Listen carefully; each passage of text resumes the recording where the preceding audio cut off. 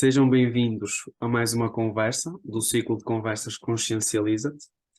Esta conversa é-vos proporcionada pelo Curtir Ciência, o Centro de Ciência Viva de Guimarães, e o objetivo destas conversas é transmitir ao público em geral o conhecimento científico que é adquirido tanto nos laboratórios como nas instituições académicas. Hoje, sendo o dia da celebração dos fungos, vamos falar de fungos e a recuperação de áreas ambientais degradadas. E para tal, temos connosco a Beatriz Rosa, é licenciada em Microbiologia, e aproveito já para lhe agradecer por ter aceito o nosso convite e aproveito também para lhe passar a palavra. Agradeço eu por me terem aqui durante este bocadinho para falar sobre um tema que tanto me atrai. Como o Alexandre disse, eu sou licenciada em Microbiologia pela Universidade Católica do Porto e durante o meu percurso académico um, estudei bastante sobre bactérias, vírus, parasitas, mas a micologia sempre foi uma coisa que me atraiu, especialmente micologia ambiental e por isso mesmo estou aqui para falar um bocadinho sobre fungos na recuperação de áreas ambientais degradadas e a sua aplicação neste contexto.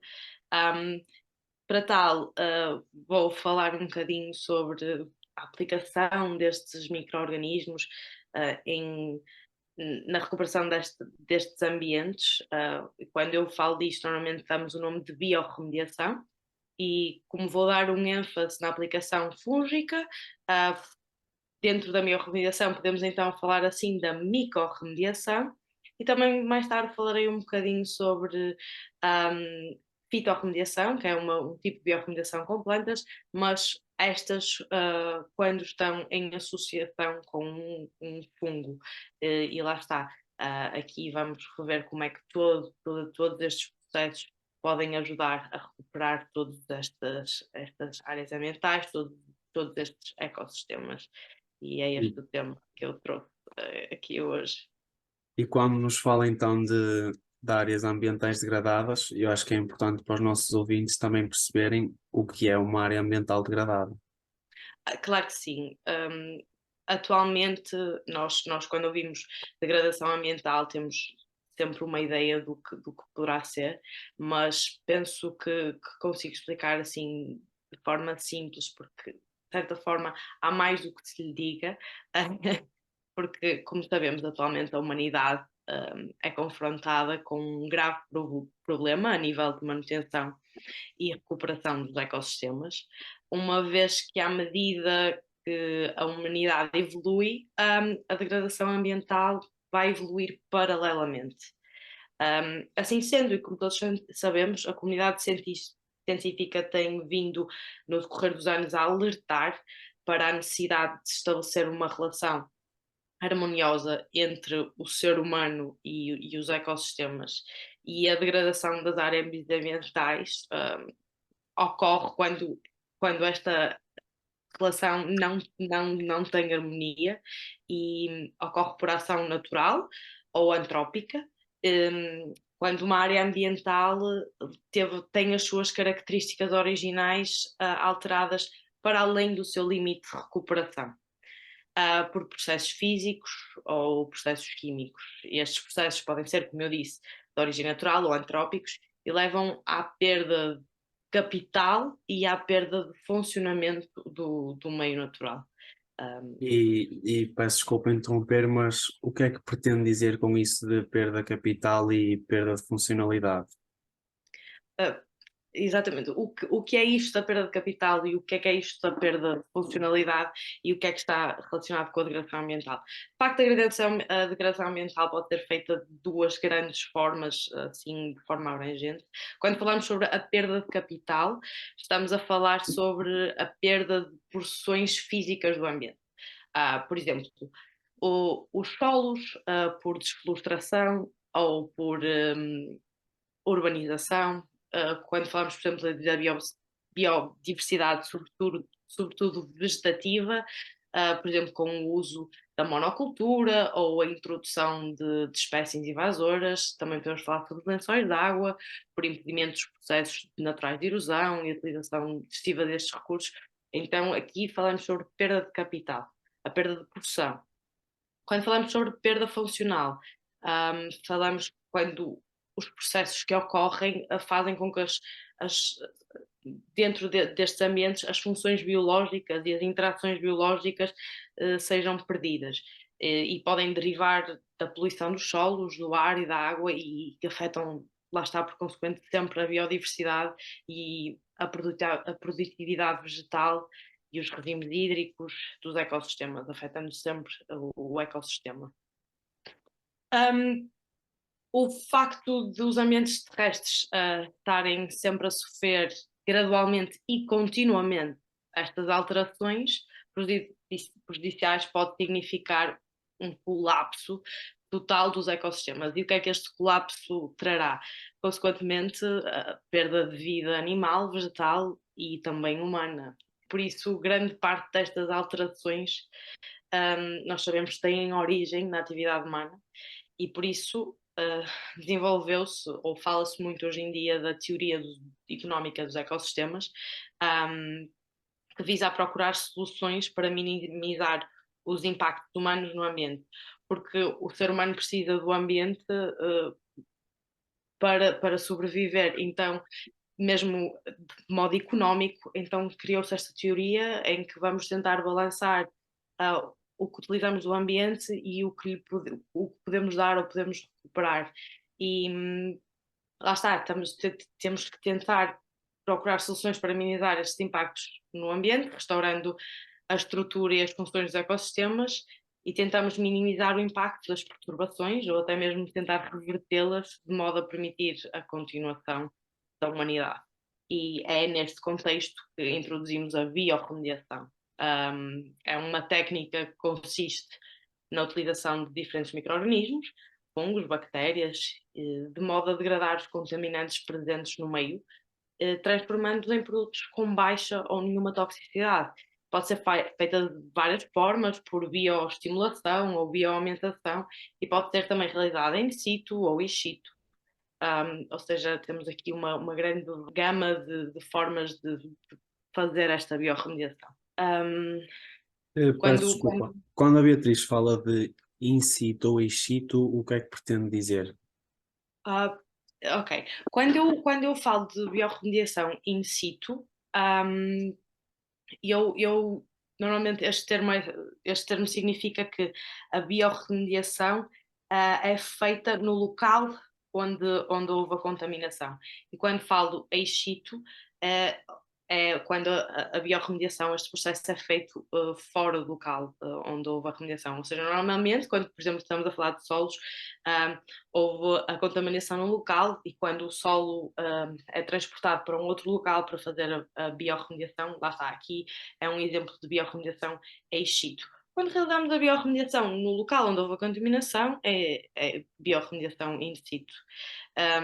Mas para que a aplicação destes organismos seja in situ ou ex situ, seja eficiente, que é o que nós queremos, é eficiência, devemos ter em conta vários fatores, como o tipo do agente tóxico ou o fator principal, qual é que é o agente contaminante. Também temos que ter em atenção as condições ambientais e nutricionais existentes no local contaminado, para depois podermos tomar uma ação se queremos fazer a biorremediação in situ ou ex situ. E assim pode ser aplicado um processo, por exemplo, de bioestimulação. A bioestimulação é a adição de nutrientes ao meio para estimular o crescimento e desenvolvimento de micro-organismos pré-existentes que têm a capacidade de, lá está, de fazer esta biorremediação e a degradação dos poluentes, ou então podemos fazer a bioaumentação, que é introduzir microbiota exógena com esta capacidade no local onde houve a contaminação, ou posteriormente no local, na zona onde houve a contaminação. Com isto em mente, podemos sempre escolher entre três grandes tipos de biorremediadores, que é aqui que vamos começar a entrar mais nos fungos. Podemos, por exemplo, falar sobre biorremediação microbiana, que é com bactérias, e aqui nós empregamos micro-organismos, bactérias capazes de utilizar os contaminantes presentes no meio como fonte de matéria. Depois também falamos sobre fitorremediação, que vamos também abordar um pouquinho, onde utilizamos as plantas para limpar e extrair poluentes, como por exemplo solventes colorados, ou pesticidas, e metais pesados. E depois a micorremediação, que é o que hoje nos interessa, e utilizam fungos heterotróficos que por absorção removem os poluentes no meio e fungos que produzem enzimas que podem degradar estes poluentes, como por exemplo os metais pesados e os pesticidas. E a biorremediação, lá está, pode ocorrer sobre várias condições, aeróbias, anaeróbias, e vamos sempre utilizar os micro-organismos, os fungos, que vão mais de encontro às condições e que nós queremos que o nosso meio poluído necessite. Então há sempre esta escolha e temos que pesar vários componentes para aplicar a biorremediação, seja esta microbiana ou fúngica. Por isso mesmo, vamos agora abordar assim mais profundamente a micorremediação e a fitorremediação potenciada por micorrízes. Antes de tudo, antes de continuarmos, penso que devíamos falar só um bocadinho de fungos em si, da palavra fungos.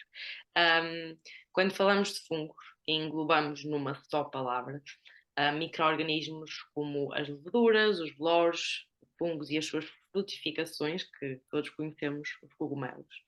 Um, estes micro-organismos têm a capacidade de crescer em diversos ambientes, sobre condições com diferentes valores de pH, com pH baixo, escassez de nutrientes até e baixa atividade hídrica. Assim, lá está, os fungos podem ser encontrados nos mais variados locais terrestres. E estes produzem inúmeras substâncias, onde se sobressaem as enzimas, sejam elas proteolíticas, lipiolíticas e amiolíticas, e são estas enzimas extracelulares que conseguem atuar sobre os poluentes degradando-os. Ainda há capacidade do micélio fúngico se ramificar rapidamente em direção às fontes de carbono no solo, que aumenta a sua área de contacto e optimiza este processo, ou seja, há mais área onde eles conseguem libertar mais enzimas extracelulares, ou seja, a degradação destes compostos vai ser maior, a área de atuação também vai ser maior. Falamos assim de micorremediação e para aplicar esta técnica devemos ter em conta principalmente a natureza dos compostos tóxicos que podem ser divididos em, digamos, 3 grandes grupos. Temos os metais pesados, os pesticidas e os corantes e os compostos orgânicos. E aqui, quando vamos falar sobre os metais pesados, primeiramente, nós sabemos que a poluição por metais pesados é muito comum em processos industriais e agrícolas, porém, ao falarmos de metais pesados, temos que ter em conta que estes não são considerados degradáveis. Mas por não se tratarem de elementos orgânicos, não é? Todavia, a sua imobilização por ação de micro-organismos consegue proteger os solos e, consequentemente, os lençóis de água de serem contaminados. Existem vários metais contaminantes do solo e a micorremediação, nestes casos, consiste na aplicação de fungos hiperacumuladores. É um bocadinho diferente da utilização das enzimas, aqui estamos a fazer uma hiperacumulação que concentram estas toxinas nas suas frutificações, ou seja, nos cogumelos, após um longo período de exposição a estes contaminantes. Temos aqui uma pequena desvantagem, que é preciso um período de exposição maior. Por isso, para tentarmos ultrapassar esta condicionante, normalmente tentamos escolher micro-organismos ou aplicar micro-organismos que devem que são selecionados de um ambiente poluído antigo, ou seja, que já tenham crescido num ambiente poluído, para que possam fazer esta acumulação de forma mais rápida e mais eficaz, funcionando assim também como indicadores de poluição pela capacidade de extraírem estes metais do solo. Posso dar exemplo de alguns géneros de fungos que conseguem fazer isto, como aspergillus ou penicillium, que são resistentes a altas concentrações de nitrato e de chumbo, e já foi verificado que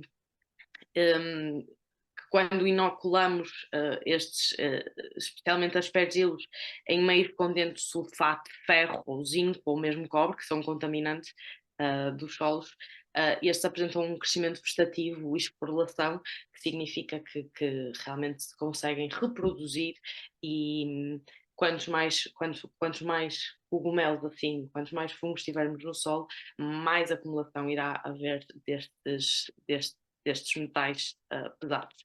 Além disso, também podemos falar sobre pesticidas e corantes. Os pesticidas e os corantes são compostos com elevada toxicidade.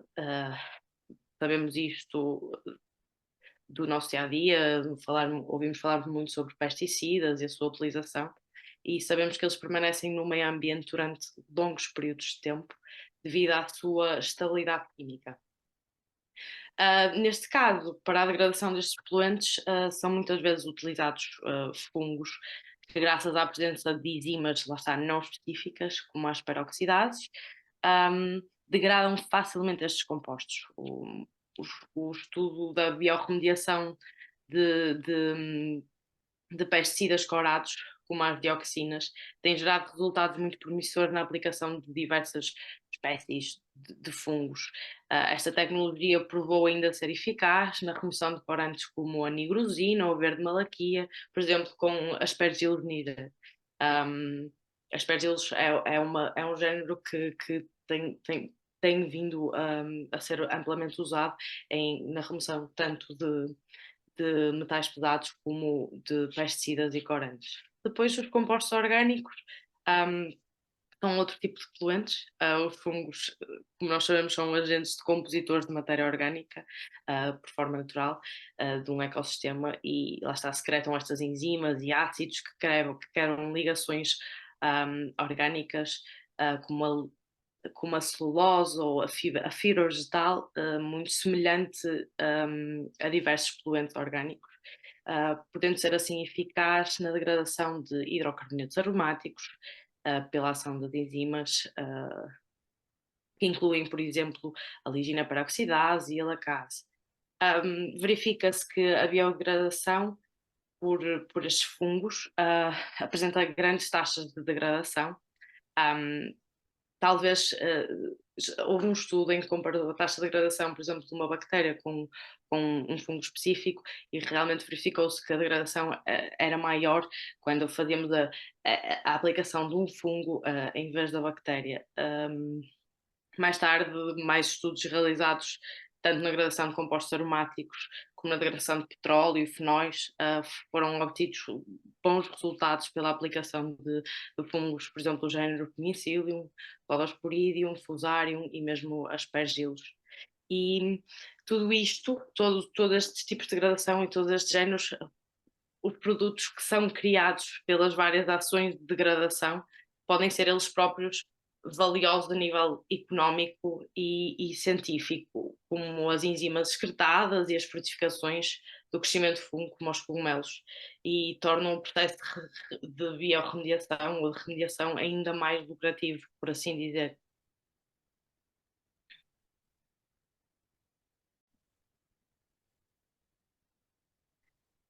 E agora que já falamos um bocadinho sobre micorremediação, também podemos falar da fitorremediação. Eu vou explicar um bocadinho porque é que eu também estou a falar deste tema, fitorremediação, porque é que eu estou a falar de plantas quando o tema são fungos.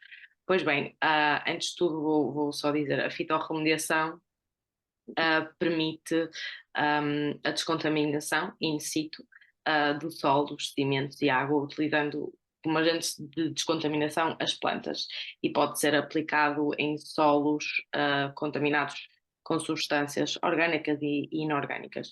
E uma vez absorvidos pela raiz, os contaminantes normalmente estão acumulados na biomassa da planta. A maioria das plantas pode formar uma relação de simbiose com diversos fungos, e é aqui que entram os fungos, e este mutualismo dá-se através da associação das hifas fúngicas e das raízes vegetais, e a ligação formada por esta relação tem o nome de micorridas. As micorridas apresentam uma grande diversidade, sendo os dois tipos principais, os mais comuns, as endomicorridas e as ectomicorridas, que permitem à planta uma absorção mais eficiente de sais minerais e água, já que aumentam a superfície da rizosfera e assim protegem, assim como conseguem proteger a planta de toxinas e patogénicos, e por outra mão, os fungos assimilam os carboidratos produzidos pelas plantas por este hospedeiro, ou seja, lá está, há uma relação de mutualismo, beneficia tanto a planta como o fungo. A nível de conhecimento mundial, cerca de 80% das plantas vasculares são micorrizadas, mas também encontramos estas associações com outros tipos de plantas, como briófitos e mesmo pteridófitos, e em situações de stress e competitividade no meio ambiente, isto é, onde há escassez de nutrientes, as plantas são normalmente micorrizadas, em ordem de conseguirem sobreviver. As micorridas são, portanto, uma componente-chave dos ecossistemas e, assim, alguns fungos micorrizos podem melhorar muito a capacidade de fitorremediação de algumas plantas. Como é que isto ocorre? Ocorre principalmente porque as micorridas diminuem o stress ambiental causado pelos poluentes e deste modo as plantas podem crescer e produzir mais biomassa e assim sendo acumulando subsequentemente ainda mais compostos tóxicos e num segundo momento a rápida expansão do micélio aumenta a zona de ação radicular, permitindo que a planta absorva não só mais nutrientes, como fósforo, mas também absorva mais poluentes a longas distâncias e profundidade, aumentando o espectro de ação da fitorremediação. Ou seja, de forma resumida, esta associação mutualista vai ser boa para o fungo, boa para a planta e boa para esta biorremediação, que de facto vai ser micorremediação associada a uma remediação pelas plantas. Como conseguimos ver aqui neste pequeno gráfico em forma de resumo, nesta imagem, vai haver a micorremediação, vai haver a degradação dos contaminantes, consequente a diminuição do poluente no meio e a recuperação será mais rápida. Ou seja, a vegetação micorrizada, para além de lá está, acumular este poluente, depois também vai conseguir crescer no novo meio de uma forma muito mais eficiente, por estar também associada a estes fungos. E também para avaliar um bocadinho dos processos que eu descrevi agora, anteriormente, eu trouxe assim um exemplo prático que eu acho que pode ser sempre interessante, sobre a utilização desta associação planta-micorriza na absorção de mercúrio e nutrientes do meio. O mercúrio é mundialmente conhecido como um poluente amplamente disperso.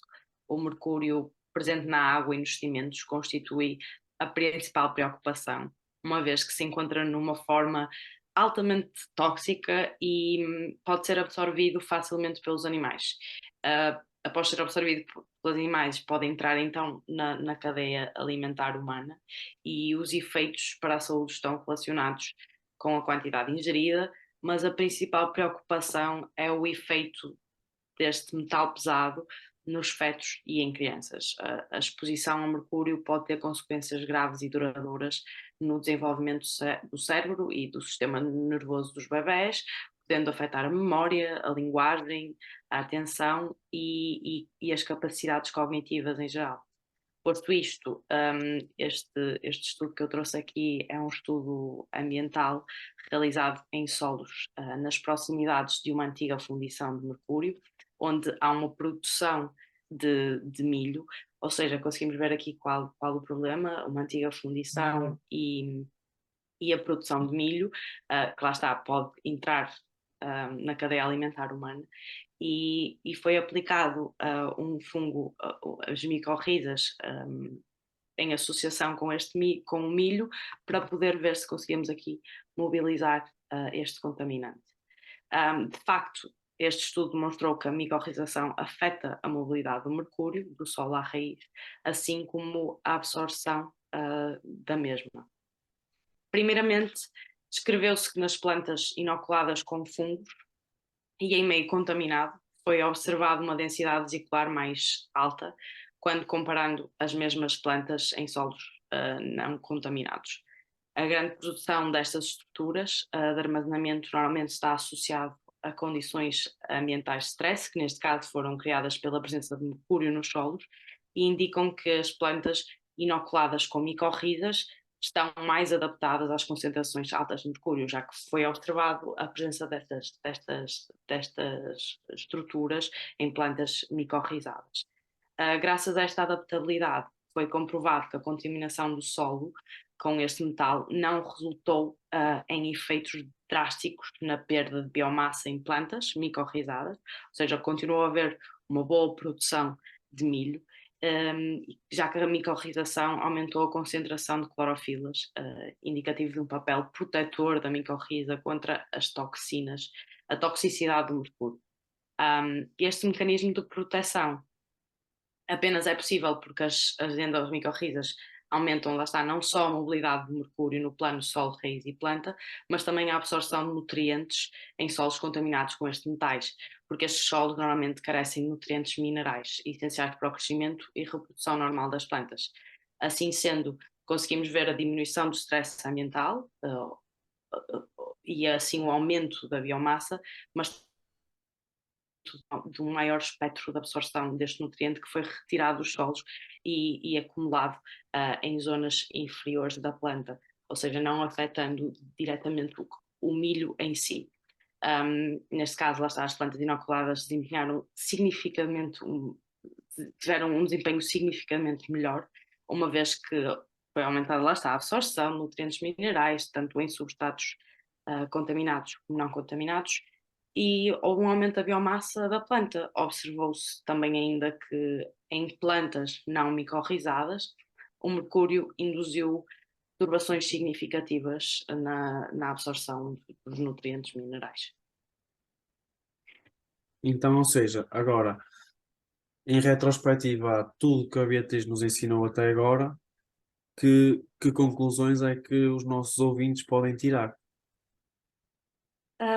Eu penso que em forma de conclusão nós podemos falar sempre sobre, antes de tirar uma conclusão na realidade, podemos sempre ter em conta as vantagens e desvantagens destes processos. Era um bocadinho disso que eu também queria falar. Não só da micorremediação ou da fitorremediação associada às micorrizas, as vantagens gerais deste processo da biorremediação. Como vantagem principal, após a degradação e poluentes, as plantas absorvem mais nutrientes e água e realmente ganham resistência a doenças, graças à estabilização do solo. É um processo natural e a remediação pode ser feita in situ, como falamos anteriormente, eliminando o transporte de solos poluídos para locais de tratamento. É usado para a remediação de uma ampla gama de nutrientes orgânicos e inorgânicos, e os esporos dos fungos podem permanecer no solo durante muito tempo, continuando o processo de remediação. E é bastante fácil e barato de aplicar um fungo num solo e pode ser combinado com segurança com outras técnicas de remediação para atingir resultados desejados, como por exemplo a remediação química. Não há uma contradição, podem ser aplicados os dois conjuntamente. Podem ser feitas associações a outros micro-organismos de modo a potenciar o processo, como bactérias, lá está a biorremediação com bactérias que falei anteriormente. Para além disso, a maior parte dos casos não requer o pré-acondicionamento do poluente a degradar, a não ser quando queiramos que haja uma hiperaconjugação, como no caso dos metais pesados. A concentração do poluente para a produção de enzimas não necessita de estar presente em grandes quantidades, vai haver a produção de enzimas de qualquer das formas, e de facto os fungos conseguem sobreviver em locais com déficit nutricional e hídrico. E tudo isto são muitas vantagens para a aplicação destes métodos, porém a realidade que observamos hoje em dia é que pode ser um método lento de remediação, especialmente numa fase inicial. E algumas espécies de fungos apenas degradam poluentes específicos, sendo possível não obter os resultados que nós desejamos, ou seja, apesar de conseguirem vários fungos conseguirem degradar vários tipos de nutrientes, a realidade é que o fungo específico tem uma gama um bocadinho restrita, ou seja, um fungo normalmente só consegue degradar aquele composto, ou seja, é sempre necessário haver assim, uma relação entre vários fungos e nas associações mutualistas, por exemplo, com as plantas, a eficiência do processo também depende sempre do tipo de planta utilizada, sendo que algumas plantas realmente não realizam este tipo de associações. Mas, de facto, de forma geral, agora sim, em forma de conclusão, eu acho que os fungos provam ser uma forma vantajosa e eficaz de remover uma ampla gama de produtos tóxicos de diversos meios ambientes. Porém, lá está, a maior parte das suas aplicações têm sido feitas, infelizmente, apenas em pequena escala, estando longe do seu potencial máximo. Nesta pesquisa que nós fizemos é possível concluir que, de facto, os fungos micorrízos arbusculares podem alterar a absorção de mercúrio, assim como de nutrientes minerais em plantas, como o milho, e a micorremediação, mesmo tendo sido avaliada ao longo de muitos anos, é uma aplicação menos difundida que, por exemplo, o uso de bactérias. Porém, isto apenas significa, e eu gosto sempre de ver as coisas desta forma, que ainda existe muito espaço para a descoberta e realização de novos estudos na área da micologia. E assim eu realço a importância desta disciplina científica no futuro das relações do ser humano e do meio ambiente.